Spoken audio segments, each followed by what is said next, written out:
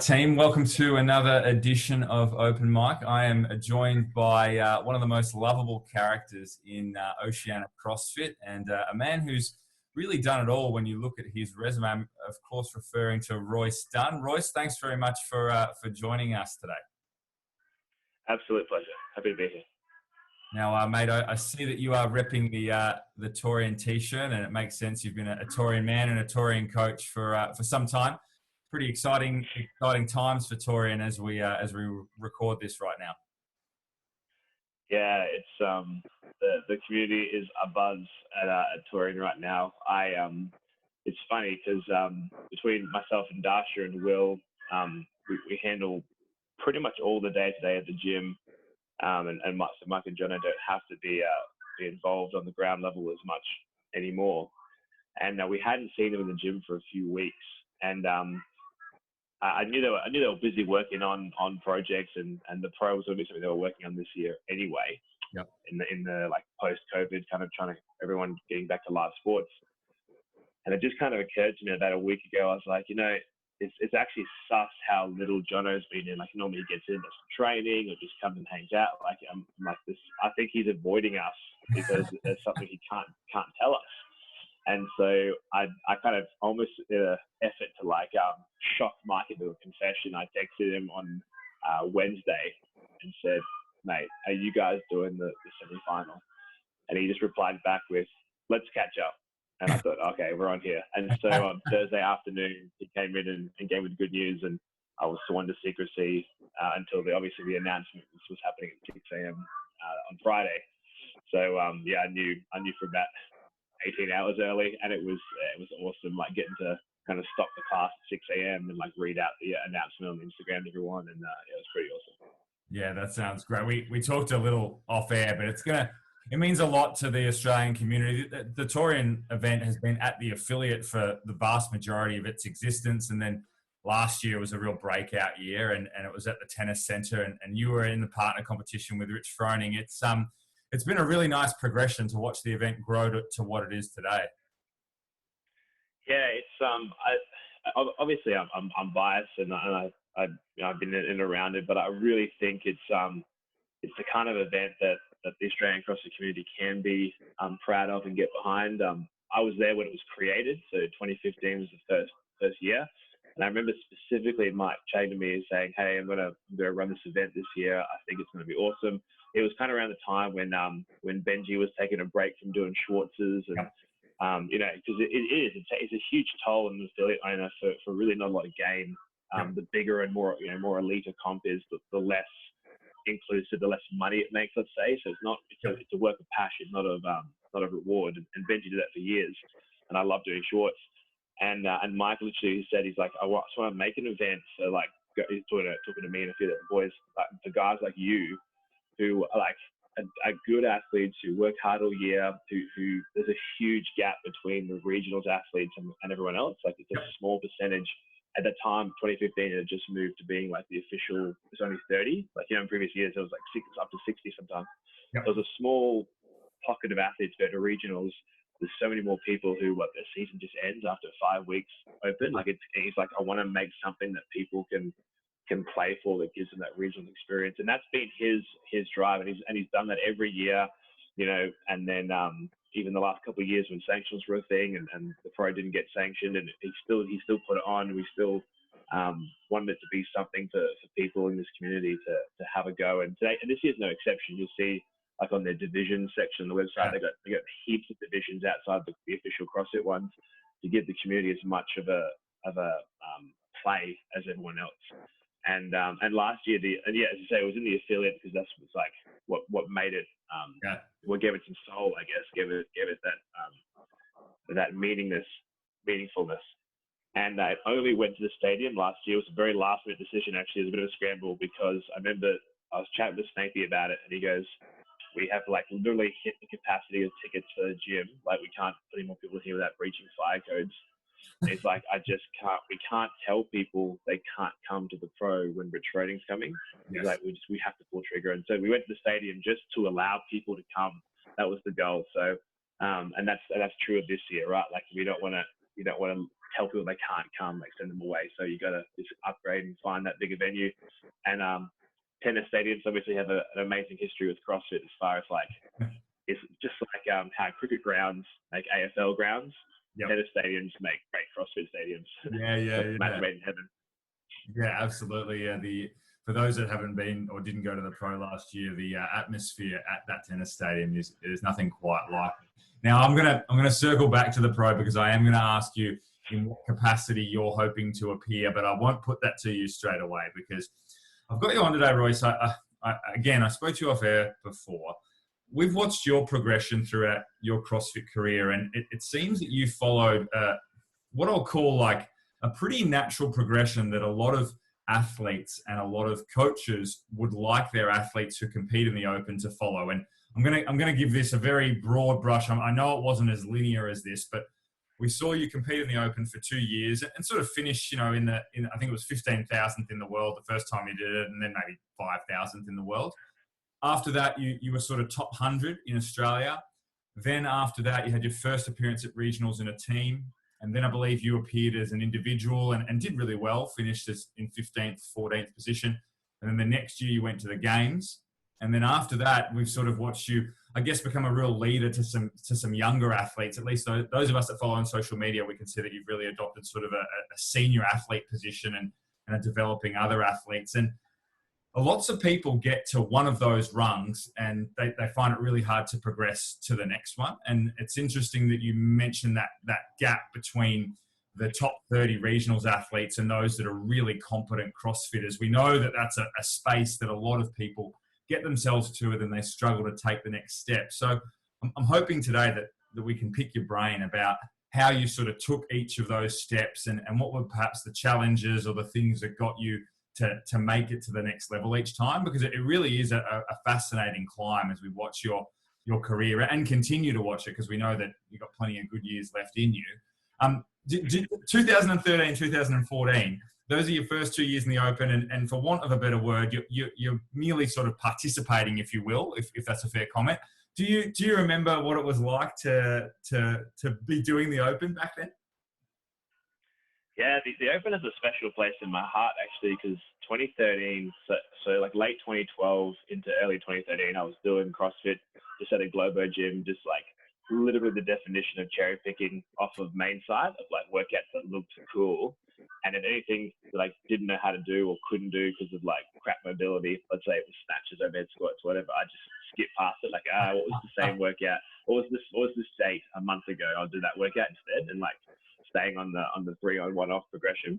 Yep. And then I started getting into, obviously there's links to videos and stuff there used to be on the main site, like WOD demos, and they had all the good athletes on there and they'd like link their profile. And so you got onto the games page and started seeing all the top athletes. And then I heard about the CrossFit Open, obviously in 2013. And I wanted to do it purely just to see where you're at. Like I didn't even think I was good. I knew I wasn't very fit, but I just wanted to see how does that stack up exactly. And I couldn't figure out, I didn't want to bother figuring out all the video submission stuff. I was a bit intimidated by that. Right. So I just needed to find a box to do this at. And so I found a box that was open on the Sunday because I'd waited too long, and it was like due on Monday or whatever, or due on Tuesday. And I went to this box that was doing like a last chance session on Sunday for all the athletes, and jumped in and did 13.1 there. And that's when I first experienced community, like the actual box and like a bunch of frothers hitting this stuff together. And it was addictive. And so the Open is a special place in my heart because it's what actually got me to start doing real CrossFit. Like I signed up, I finished 13.1 and like signed the form like that day. I was like, I'm going to keep coming. This is awesome. And then fell in love with all the workouts in between the Open workouts. So the Open was like, at least in my words now, was how fun is the day-to-day WODs. Yep. And so, yeah, the 13 Open was just 100% like I was learning as I went. Like I was getting like, tips, like being coached on how to snatch and how to do all the movements that I couldn't do before. And I remember 13, I think it's 13.3, the one that starts with 150 wall balls. Yes. Wall balls, double unders, muscle up. And I actually had muscle ups. I had 2 or 3 in a row, but I didn't. I finished the wall balls and then about 6:29 or something, 6:30. I had almost half the AMRAP left and couldn't finish 90 double unders in 6 minutes. Yeah. I think I got like 46. I had to keep doing the double under like as like a single, like do a double under once, and then like stop and like reset the rope. And I was failing. I hadn't skipped, never even skipped in school. Like I never skipped in my life. And but I had muscle up, so it was such a surreal experience. But I loved it. I absolutely loved it. And so a year of hard training later, 2014 was like, that was the moment that I think a lot of people get into the trap of like thinking this is it. Yeah, sure. I'm gonna make a run here. Like I'm good now. And the truth is, you're like 2 years in, you're so far from good. It's not funny. Yeah. And everyone likes to quote work on their weaknesses, but 2 years in, like everything is your weakness. Yeah. What makes one movement? Oh, I'm really bad at pull-ups. Like, well, I hate to tell you this, but you're not so good at thrusters and snatches either. Like, it might be your worst movement, but your strengths and weaknesses are closer together than your strengths to the next guy's weakness. Sure. So just stop worrying about individual movements. Just do it all. Do a lot of expose yourself to varied stimulus. Do it every one at your gym programs. Don't cherry pick, and just get a couple of years under your belt before you even worry about trying to do that stuff. About trying to compete, I mean. There's the first 2 years, and it's just interesting you talk about that second year because you did still jump 10,000 spots in the world. So I think that's the natural progression of just doing CrossFit for a year and getting fitter. 100%.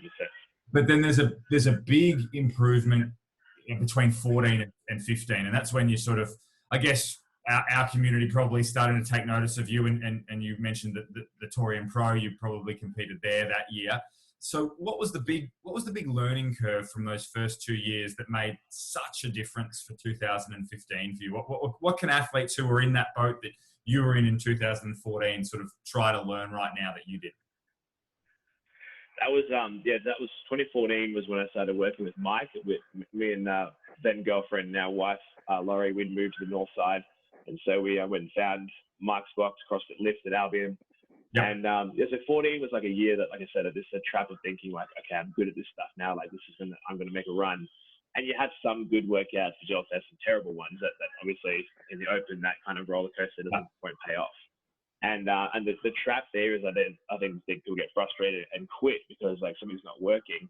But I only just started working with Mike and training was going well. And so I just thought, oh, well, I guess I'm not as good as I need to be yet, but we can work on that. Like there's I'm pretty close to some workouts, had some good finishes, like there's a lot of potential there. And so I was just excited to be working with a coach and someone who had a plan. And, Mike is a great coach. He knows what he's doing. And I just trusted him. And so then in the next year, it was the same kind of thing, another year of training. All right, 15's a year. And for all intents and purposes, it was. I remember distinctly for the first 3 workouts, I was placed very well. And I was like, here we go, this is it. And then 15.4 was the first time in the open there was handstand push-ups. Yes. There'd never been in the open before that. And I remember thinking, like, I literally didn't know that I wasn't good at handstands. Because when we do it in WODs and class and stuff, like if you're the best in your gym, you just think you're decent. Yeah. And we'd never had it tested like on a large scale, like in the open. Like how would you know you're good or bad at it? Just not being compared to everyone else in Australia. Sure. And I remember I tanked that workout hard. I was 1,000th and something just in the region, just in Australia. I remember thinking the minute I finished the workout, like that's it, it's over. Like there's no, a redo won't save me. Like I could maybe get a few more reps, but I'm just off the mark. Yep. And Mike came over and he's like how you feeling? Like, you all right? Like, pretty devastating. And I was just like, well, I guess it just means one more year. Like it's as simple as that. Like it just means if you quit, then of course you won't make it. But if you just keep training for another year, you don't know how good you'll get. Like no one's good at this stuff when they start. And even the most phenomenal person, like Matt Fraser's a good story. Like his rookie year, he's come second to games. Like he's a phenom. But there was still things that relative to his like who you would compare him to in that year, which is the other games athletes.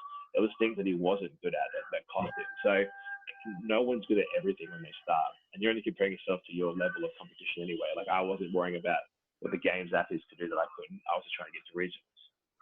So it was like, okay, another year of training, and in 16 I might be good enough, and it was that simple. So then that's exactly what we did. Trained all year, worked in handstand push-ups more, obviously, but also not not at the exclusion of anything else, because like back to my previous conversation, it wasn't like I was killing it in everything else either. I couldn't just abandon other movements because it's nothing but handstand push-ups. And then so 16 was uber close, but still not quite there. Yep. But happy to be like I think I was in the 60s or something, or in the 50s maybe. And through a weird twist of fate, CJ had something stuff that was video submission or something. I don't know. They wanted the video of people who were in the top 50 or 70 in some weird number in a workout. He didn't even know, and he didn't send his video in. So his scores got wiped. And he didn't make regionals that year either. He had a few injuries he was coming back from.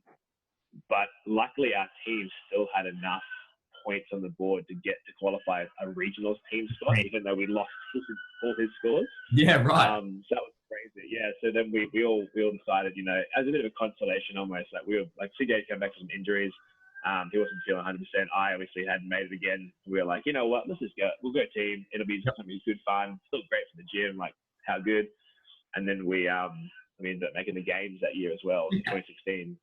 We went to the games. That was pretty epic.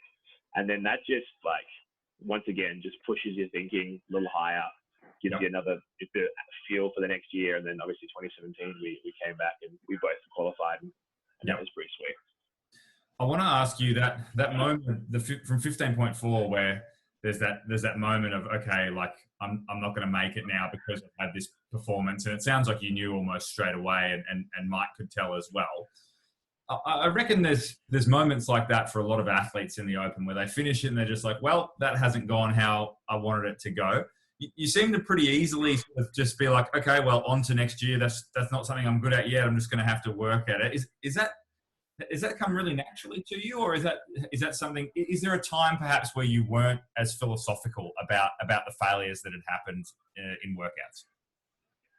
Yeah, I would say pretty growing up, like doing like sport as a kid, I definitely was like a kind of person who's, whether it is just like a big ego or whatever, I was very paralyzed by the fear of failure. Like, what if I'm not as good as I think I am? What if I look stupid because I don't succeed? Mm-hmm. And so I kind of just in the years before I started CrossFit, I just decided that I wanted to be like not the kind of person who's scared of looking dumb. Because the truth is that if you're in a room of people and there's someone who's like doesn't care what people think of them, like genuinely doesn't care, and there might be like someone who's cool and charismatic, or there might be an absolute like idiot or a goofball, I would be willing to bet that most people in the room have a begrudging respect of like, I wish I was that brave. Like, I wish I didn't care what people thought of me. Like everyone kind of wants to be that guy, but to be that guy, you have to not care what people think, right? Yeah. It's a very easy thing to say and very hard to do. And so, going into competitions in my CrossFit career, I decided I'm not going to be scared of, if I don't do a competition, or if I don't put my hand up to do something because I'm afraid of getting exposed, I haven't avoided failure. I've just not made it public. Mm-hmm. But I'm either good enough or I'm not, regardless of whether I sign up. So I just decided you should be brave and put yourself out there. And so when I realized then that I just wasn't that good in 2015, I wasn't as good as I thought I wasn't good enough yet. There was no shame, I guess, associated with that, because so be it. Like you just aren't that good, but like, will you be? No one's going to care. Really, no one cares. Like, they're thinking about themselves, they're thinking about what they're doing. Will you come back next year though and be better? It's that simple. And stage of life as well. Like, I was obviously at the time in 2015, I was, quick math, 25, 26. So I didn't have a lot going on. Like, I get it if you're a bit older and you've got family, you've got kids, you only got so many years to put into CrossFit. That's the problem too. People hit there. If you find CrossFit late, you might hit your ceiling, as in like your timeline ceiling, like time to move on and like with your life, because you can't just keep throwing all your time into CrossFit. But luckily I was young and didn't have too much going on. We didn't have kids, obviously. So I could just spend another year. And if you have the years, then you just keep spending the years until you make it. It's that simple, and perseverance pays off. But that's also a stage of life thing. So yeah, in 2015, it was as simple as, I'm not good enough today, but I might be next year. Let's find out. Like, and the other really important thing I think that people forget was that I was loving it. I was loving what I was doing. Yeah. I loved the training. I loved the crew, loved the community. Another year didn't seem like a punish. It was like, sweet. Like, this is what I like to do anyway. And I did CrossFit just as frothy in 2013 and 14 when I wasn't good. Yep.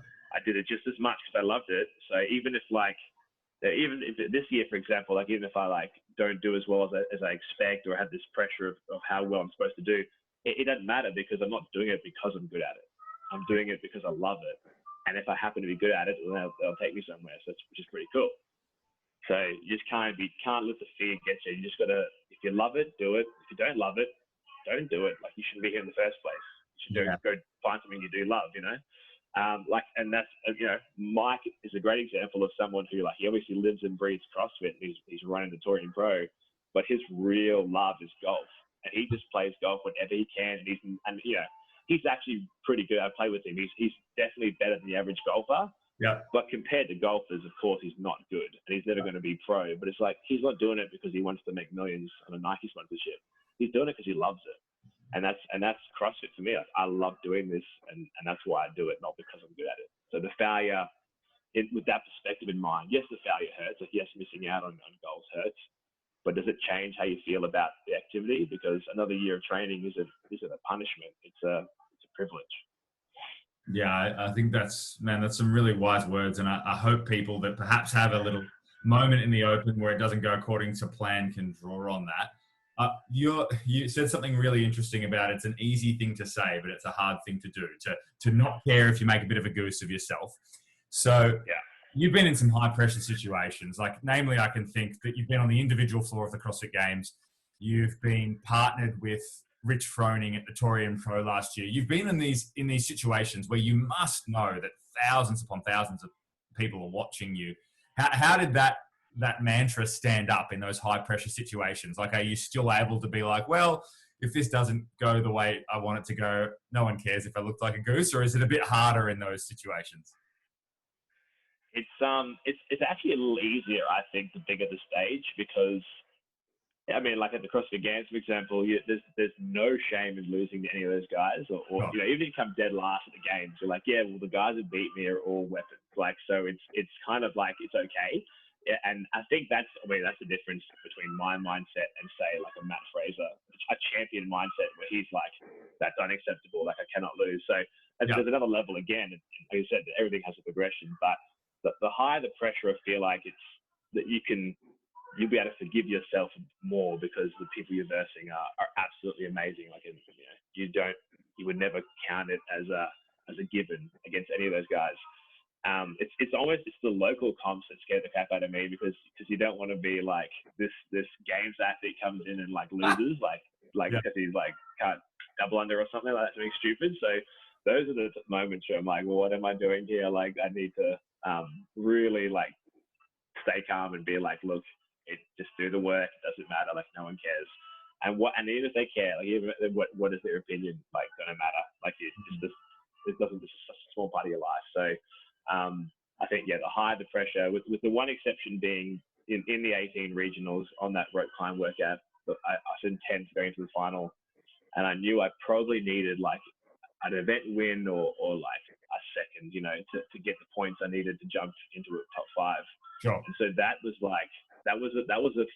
a fear before an event that like I've not felt before or since, because it was this, you're on the cusp of something that I knew I would be so devastated if it didn't happen.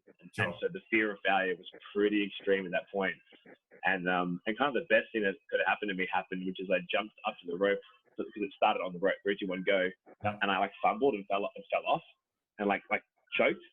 And my brain just went to panic mode instantly, all adrenaline. And I felt nothing after that. I kind of just went empty inside and was like, nothing but desperation and just complete like commitment to the workout. And so I didn't even think about it until it was over. That kind of got me out of my head a little bit, which is nice. But there's a few defining moments, but generally the bigger the stage, the more it's like you can relax a bit and be like, okay, I'm in good company here. I just need to do my thing, and wherever I land, I land. I don't have to worry about. There's no pressure here because everyone is good, and so you'd respect these other athletes. I would be happy to be beaten by any of them. Like I wouldn't take that as an insult or a failure in my point. And it makes the victory all the more sweeter when you know you're versing people who are legit competitors too. Makes the achievement better. Yeah, absolutely. Now, it seems hard to like this. I was so surprised when I saw this, but we probably haven't seen you now in individual competition since about 2018. I'm sure you've done bits and pieces, but 2019 was very much a team year. 2020 was the year that we just won't speak about. It's now 2021. I know our listeners would be interested, but like, what are your plans for 2021? Like, are we going to see? I mean, obviously the Open is individual, but what are we planning for things like quarters and semis for you? Because we've got a few big names in the sport, but they didn't have to contend with you in 2019, really. So where are we at? Yeah, 19 was definitely a team year. Just with all the changes and stuff, we thought this would be a good year to like get out of Dodge a little bit and go team and have some fun at some sanctionals. Sure. 2020. I finished the year in 2019 with Mayhem Independence team, and we got really close a few times and didn't make it.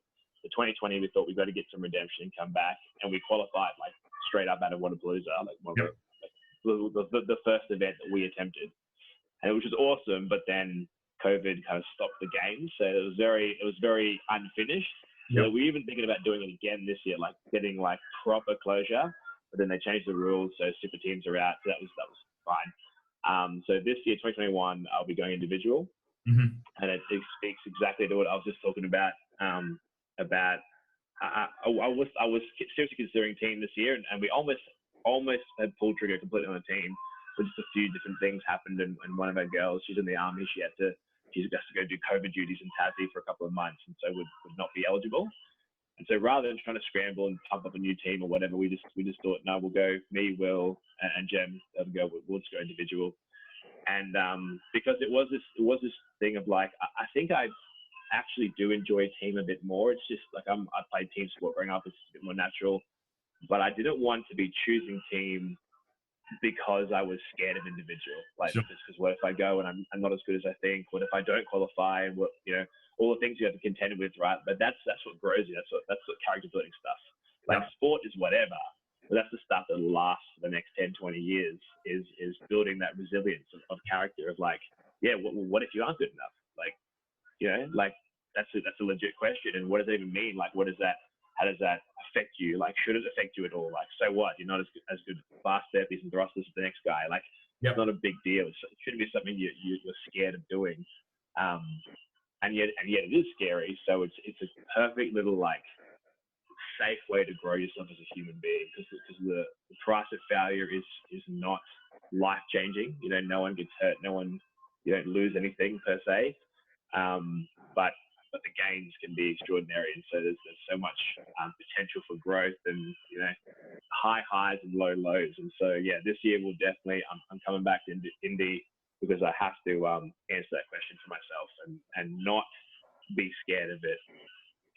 By going to team where it's theoretically easier because the loss is shared amongst the group, but also is the win shared amongst the group. So it's a little bit it's a different kind of pressure in the team. It's more it's internal within your team, not so much comparative to other people. So Indy is like by definition it's a direct comparison to your ability. So you just sometimes gotta saddle up, You're inspiring me, but I won't lie. I'm still scared. I'm always scared, but I love hearing that from you, mate. I won't keep. Well, there's a great quote about courage, actually, which is that by definition, courage is you're only courageous when you are afraid.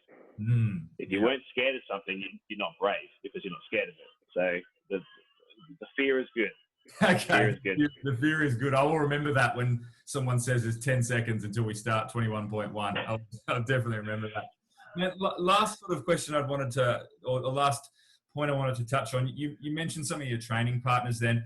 As far as I've observed, and I've watched your career pretty closely, it really seems like you have taken on that role of enjoying developing some of the upcoming CrossFitters at Torian, and they look like we've got some pretty handy athletes that are going to sort of be around the mark this year. Is that something that you've made a real point of, or is it just happened to be that you've got a suite set up at home so everyone just keeps coming over and training? Yeah, it's a bit of both, I guess. It's funny because I just had my 30th birthday, like whatever it was, a month ago or something, and that's kind of when it clicked on me that I don't think of 30 as being old at all, and this is not one of those like one of those I'm an old guy speech, but it was crazy to think like that most of everyone who I trained with, they're all like low 20s, like some of them are barely scratching 20, and which is just the landscape of the sport.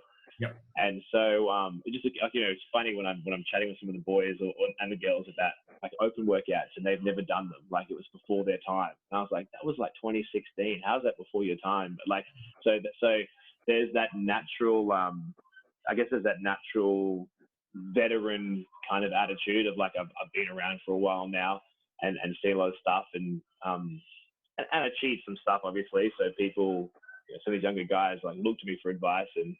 But I think it's just natural. I think it's just like it's more of a big brother energy than like a coach energy.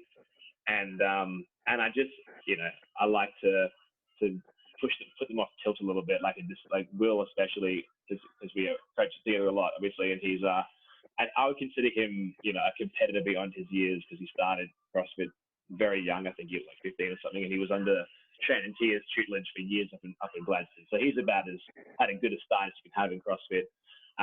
But I just love to like give him crap and I'll put up memes on Instagram about him resting, having too many rest days, or calling him out for being soft if he won't do a workout with me or something like that. So I just love the banter, but that inadvertently like grows people, like because it's if I'm giving Will crap, he knows when I'm teasing him whether he should do the workout like he's being soft and then he'll like cave and do it with me, or he'll stand firm because he knows what's right. Like, oh no, I need this rest day, whatever. And then there's no judgment. I'll be like, yeah, of course, and do it. So like, it's actually good having that, whether it's done in a banter way or more of a mentoring way, having that rub with other people does help you figure out for yourself what's the right call for yourself.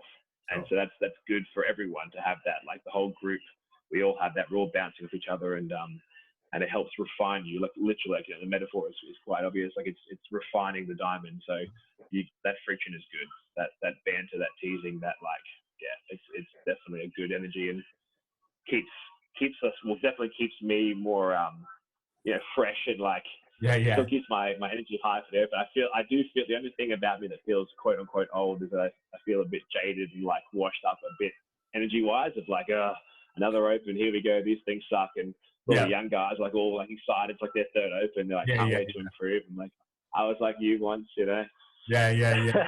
There's going to be a workout come out that both you and me are just going to be like, oh my God, this is going to suck so bad. But they're going to see it and be like, how awesome is this? And you just know it's going to be awful because of something else from years and years ago. I'm waiting for when I need to look this up. I don't know if it's true, but I feel like they've never had a workout repeated 3 times. Is that true? They did once when there was a vote for which should be the. I was about to say it was the voting one. Yeah, but they've never actually programmed something 3 times. So 3 times, yeah. Well, why are you saying that? Happening soon. What do you want to see or not want to see come up? Actually, the workout I would love to see a third time is the it was most recently 19.2, the 25 toe to bar, 50 dubs, squat cleans. That I mean, they're 3 of my favorite movements in a really cool format that goes from being really gassy to being really heavy by the end of it. And it's you get for the community, you get so many epic moments of people like hitting PRs or hitting like their 95% for like 3 or 4 reps. As a competitor, I mean that workout is in my wheelhouse. So I love just an easy swish. Yep. And then also in the world stage, like you get those moments like watching Rich's video of him doing it, like whatever it was, like sub 16. You just get some insane moments. So that workout to me is like it's the perfect workout. I'd love to see that one every year. Okay. I'll pass that feedback on, see how it goes. Can we have 19.2? Like in Olympic gymnastics, they're like, they have a routine they write for everyone. Everyone has to do the routine and like they judge them how perfectly they can do it. They need to have like a workout that's the same every single year, and everyone can train for that workout. Yeah. You're right. Well, like I said, I'll pass it on, see how that goes down with Dave. Mate, just lastly, like I said, we've touched on the fact that you've seen a lot of things. it's got a good feel about it this season, doesn't it? Like, it sort of feels like we're moving in a new direction, but taking some of the best parts of the old school competitive CrossFit with us. Are you getting that sense about this year? 100%. This is the best feeling year, I think, like macro wise, since I started. I reckon, like, everywhere, like, I've never seen CrossFit more interactive with the people. I've never seen like events more excited. Like, I loved regionals. It was so good because of the level of organization that it had.